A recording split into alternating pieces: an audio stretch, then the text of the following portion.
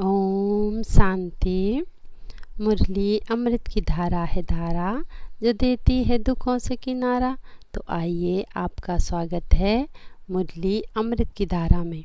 तो आज है 22/8/23 के अमृत पान आज का। तो परमात्मा बोले, मैं इस पुरानी दुनिया की महफिल में आया हूँ। आए हैं ना परमपिता परमात्मा इस पतित दुनिया में। क्या बनकर आए हैं आज बाबा? समा बनकर आए हैं। तो बाबा के आत्मा भी ज्योति स्वरूप है। अब बाबा ने हमें जागती ज्योत बना दिया है। तो हम आत्माएं क्या हो गई? परवाने।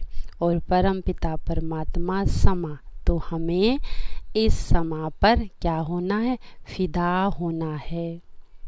क्योंकि जब हम फिदा होंगे तो तब हम क्या बनेंगे?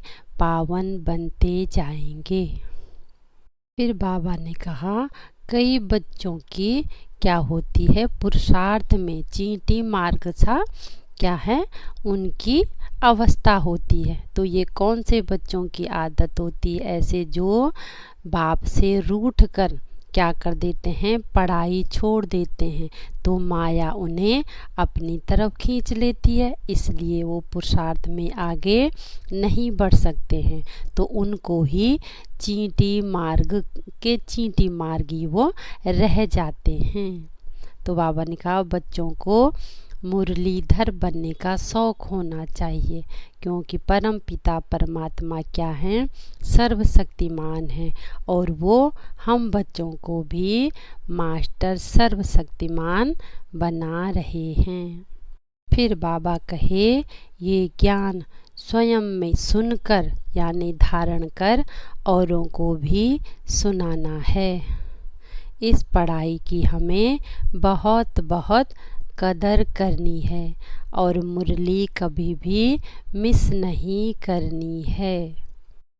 अपने को आत्मा समझ उस परम पिता परमात्मा को याद करना है।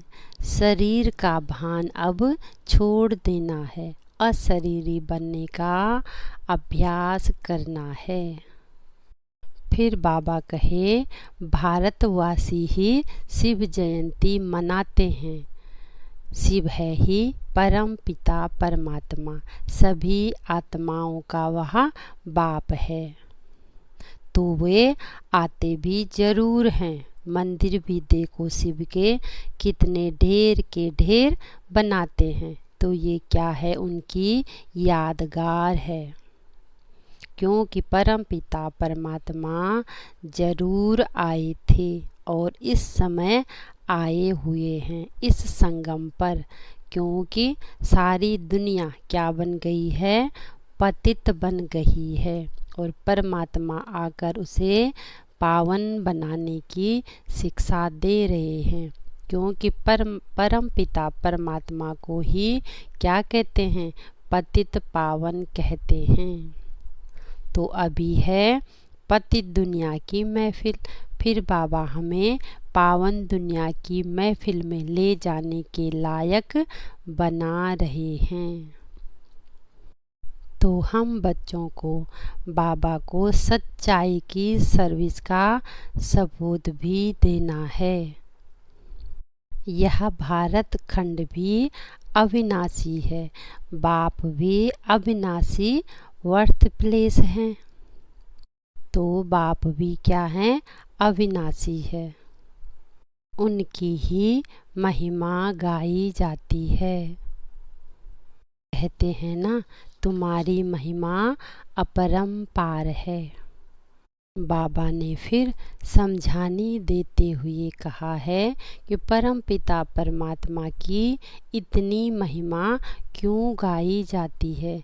कोई न कोई तो कारण होगा ना। तो हम बच्चे दूसरों को समझा सकते हैं कि वह परम पिता परमात्मा पतित पावन है। सारी दुनिया को पतित से पावन बनाते हैं, पुरानी से नई बनाते हैं। जहाँ सुख शांति खुशी की दुनिया है। बाबा कहे, तुम समझा सकते हो कि लौकिक माता पिता हैं तो फिर दूसरे कौन से माता पिता को तुम पुकारते हो? कौन है वो पिता जो सृष्टि रचते हैं? तो ये सब बातें हम ब्राह्मण बच्चे ही समझा सकते हैं, क्योंकि परम पिता परमात्मा ने हमें ज्ञान का तीसरा नेत्र दिया है।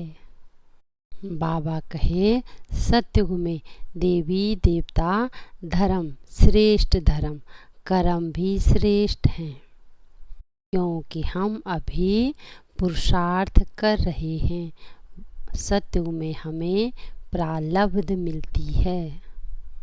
तो आज बाबा कहते, आधा कल्प है भक्ति कांड और आधा कल्प है ज्ञान कांड। यह भी क्या है?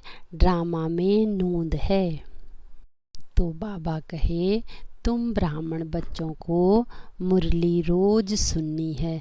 अगर नहीं सुनेंगे तो फिर धारणा कैसे होगी?